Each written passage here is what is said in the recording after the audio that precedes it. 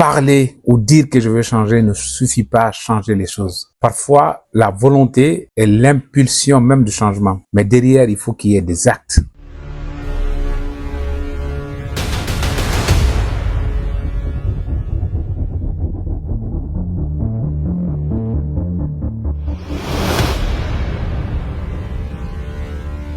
Dans notre série hebdomadaire de questions-réponses, une internaute m'a posé la question, à savoir, est-ce que les gens changent vraiment? Je commencerai par lui dire que oui, les gens changent vraiment. Mais avant d'aller dans la profondeur, je lui dirais aussi que le changement est une porte qui s'ouvre de l'intérieur de soi-même. Qu'est-ce qui fait que les gens se répètent toujours le même schéma? C'est parce que le changement qu'ils opèrent, ils le font pour faire plaisir à d'autres. Tu vas voir quelqu'un qui n'est pas en accord avec une valeur ou en tout cas un type de comportement. Il est en relation avec une personne qui est fondamentalement ancrée par cette valeur. Et pour faire plaisir à cette personne, la personne épouse ce comportement-là. Elle se fait influencer. Si le changement qu'on impulse dans nos vies est amené par l'influence de quelqu'un juste pour lui faire plaisir, c'est pas un changement durable. C'est une période de transition parce que tôt ou tard, notre vraie nature reprendra le dessus. Oui, les gens changent vraiment, mais c'est quand eux-mêmes, ils le veulent. Ils ne se plaisent plus dans leur état où ils sont. Donc, ils décident d'eux-mêmes de changer. Advient que pourra autour d'eux,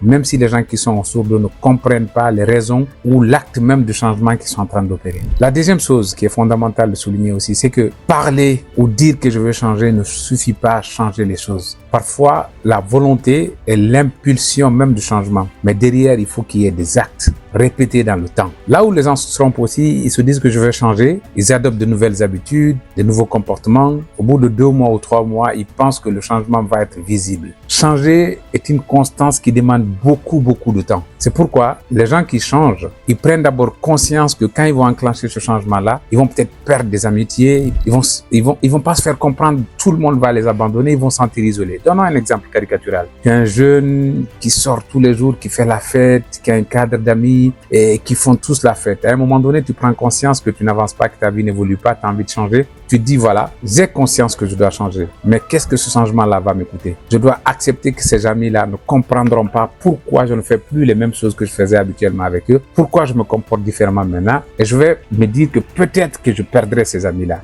J'adore cet adage qui dit que un entrepreneur ou en tout cas quelqu'un qui enclenche un changement dans sa vie, c'est quelqu'un qui écoute une mélodie qu'il n'entend que lui seul en fait. Un entrepreneur qui a beau lui dire que ça va pas marcher, il a quelque chose dans la tête qui est redondant, qui dit ça va marcher, continue sur cette semaine. C'est des gens têtus, c'est des gens fous. Donc, idem pour le changement. Si tu veux changer, tu vas être prêt à perdre ce qu'il y a autour de toi. Le cocon dans lequel tu as toujours été habitué, tu dois être prêt à sortir de ce cocon-là, quitte à ce que ça te coûte l'isolement et la solitude. Il n'y a jamais eu de grandes œuvres accomplies sans que y ait la solitude qui va avec. Si tout le monde te comprend et approuve ton idée au départ, dis-toi que ça va pas marcher. Il y a des exceptions, je ne dirais pas aussi que voilà. Mais retenez ça, les gens changent, oui, mais il faut se méfier. Parfois, ils peuvent changer aussi à mal.